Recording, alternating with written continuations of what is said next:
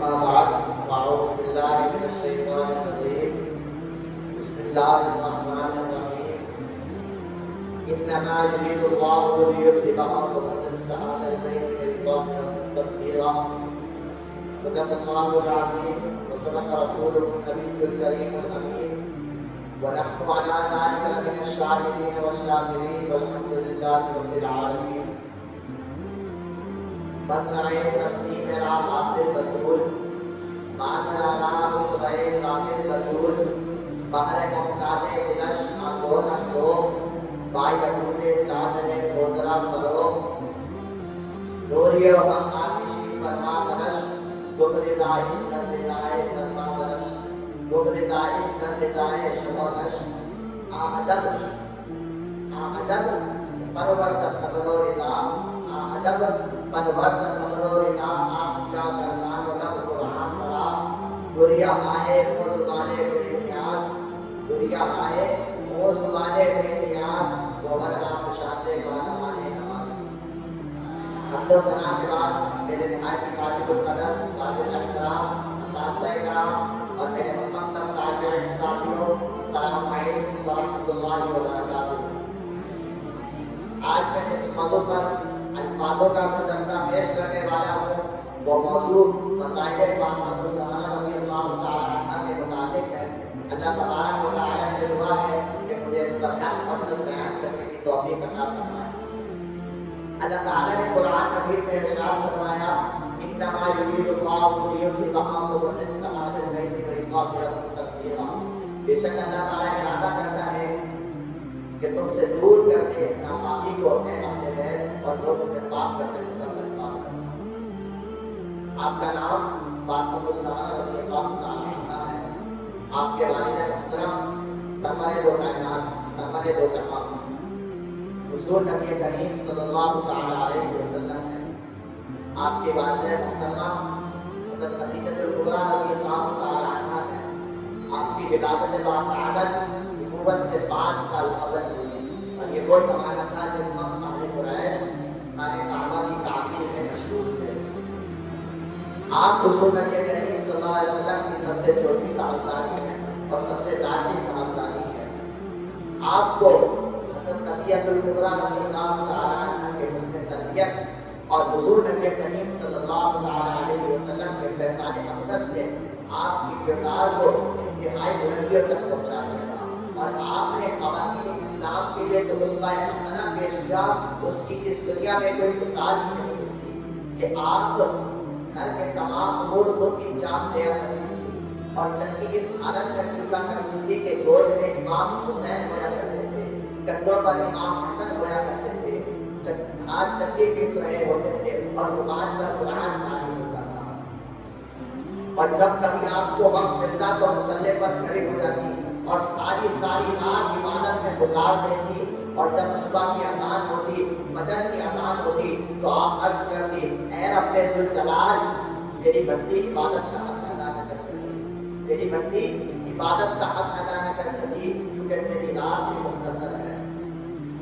ایک خاتون کے اندر جتنی خوبیاں پائی جانی چاہیے وہ سب آپ کے اندر پائی جانی تھی. اسی لیے تو علامہ اقبال نے فرمایا کہ مزرع تسلیم را حاصل بطول سیدہ فاطمہ الزہرا رضی اللہ تعالی عنہا تسلیم رضا کا منبع ہے, یعنی تسلیم رضا کی بنیاد ہے. اور آگے فرمایا کہ مادرانا اسوہ کامل بطول ماؤں کے لیے مکمل نمونہ ہے حضرت فاطمہ الزہرا رضی اللہ تعالی عنہا. حضرت فاطمہ الزہرا رضی اللہ تعالی عنہا کے بے شمار فضائل اور مناقب ہیں. اور انما یرید اللہ لیذهب عنکم الرجس اہل البیت ویطہرکم تطہیرا اس آیت کا نازل ہونا حضرت فاطمہ الزہرا رضی اللہ تعالی عنہا کے فضائل اور مناقب کو ظاہر کرتا ہے. حضرت عبدالرحمن ابی نعیم روایت کرتے ہیں ابی سعید الخدری کہ وہ لکھتے ہیں کہ حضور نبی کریم صلی اللہ تعالی علیہ وسلم نے ارشاد فرمایا سیدہ النساء اہل الجنہ, یعنی حضرت فاطمہ الزہرا رضی اللہ تعالی عنہا جنت کی عورتوں کی سردار ہے. ایک دفعہ حضور نبی کریم صلی اللہ تعالی علیہ وسلم نے زمین پر 4 لکیریں کھینچی اور لوگوں سے مخاطب ہو کر فرمایا کہ اے لوگوں تمہیں پتہ ہے کہ کیا بات ہے. تو سب نے عرض کیا حضور ہم نہیں جانتے ہیں کیا معاملہ ہے، کیا ماجرا ہے، اللہ اور اس کا رسول جانے۔ تو آپ نے عرض کیا حضرت مریم، حضرت فاطمہ بنت محمد، حضرت خدیجہ الکبریٰ اور حضرت آسیہ یعنی فرعون کی بیوی، ان چار عورتوں کو جنت کی تمام عورتوں پر سب سے زیادہ فضیلت حاصل ہے۔ یعنی یہ چار عورتیں ایسی ہیں کہ جن کو جنت میں تمام عالم کی خواتین پر سب سے زیادہ فضیلت حاصل ہوگی۔ اور حضور نبی کریم صلی اللہ علیہ وسلم جب کبھی کسی سفر سے مراجعت فرماتے یا لوٹ کر آتے تو سب سے پہلے اپنی لاڈلی کی صاحبزادی یعنی حضرت فاطمہ زہرا رضی اللہ تعالیٰ عنہا کے تشریف لے جاتے۔ حضور نبی کریم صلی اللہ علیہ وسلم کو حضرت فاطمہ زہرا رضی اللہ تعالیٰ عنہا سے جس قدر محبت تھی اتنی کسی اور اولاد سے نہیں۔ حالانکہ آپ کی دوسری محنت تھی وہ آپ سے زیادہ تیز و تمام خوبصورت اور ہوشیار تھی، لیکن حضور نبی کریم صلی اللہ علیہ وسلم کو سب سے زیادہ آپ محبوب تھی۔ حضور نبی کریم صلی اللہ علیہ وسلم نے آپ رضی اللہ عنہ سے ارشاد فرمایا کہ تمہاری رضامندی سے اللہ تعالیٰ خوش ہوتا ہے اور تمہارے فیض و غضب سے اللہ تعالیٰ سب نام ہو جاتا ہے۔ ایک دفعہ آپ رضی اللہ تعالیٰ عنہ عجیب ہو گئے یعنی بیمار ہو گئے، لیکن قیادت کی حالت میں بھی دن رات عبادت میں مصروف رہی، ساری رات عبادت میں مشغول رہی۔ جب صبح کی اذان ہوئی تو حضرت علی کرم اللہ تعالیٰ وجہہ الکریم فجر کی نماز پڑھنے کے لیے مسجد چلے گئے، تو آپ رضی اللہ تعالیٰ عنہ بھی نماز پڑھنے کے لیے کھڑے ہو گئے اور نماز سے فارغ ہو کر آپ چکی پیسنے میں مشغول ہو گئے۔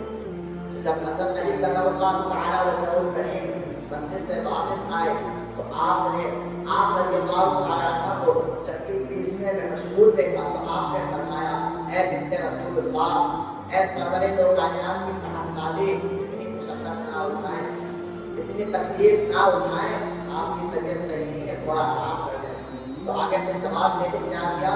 آپ نے فرمایا کہ اللہ کی عبادت اور آپ کی اطاعت یہ میرے فرض کا علاج ہے، اور آگے فرماتی ہے کہ اگر اللہ کی عبادت کرتے ہوئے یا آپ کی اطاعت کرتے ہوئے مجھے موت آ جائے تو یہ میرے لیے باعث شرف ہے۔ اسی لیے تو اعلیٰ حضرت امام احمد رضا خان فاضل بریلوی رحمۃ اللہ علیہ نے ارشاد فرمایا کہ تیری نسل پاک میں ہے بچہ بچہ نور کا، تیری نسل پاک میں ہے بچہ بچہ نور کا، تو ہے عین نور، تیرا سب گھرانہ نور کا۔ اور اگر ہم حضرت فاطمہ زہرا رضی اللہ تعالیٰ عنہا کی شرف اور حیا کے بارے میں بات کریں تو آپ کے مزاج میں اتنی حیا تھی کہ جب آپ کی موت کا وقت قریب آیا آپ نے حضرت اسماء بنت عمیس رضی اللہ تعالیٰ عنہا سے ارشاد فرمایا کہ میں یہ مناسب نہیں سمجھتی، میں یہ پسندیدہ عمل نہیں سمجھتی کہ کسی عورت کا جنازہ قبرستان میں اس کی قبر تک پورا جائے۔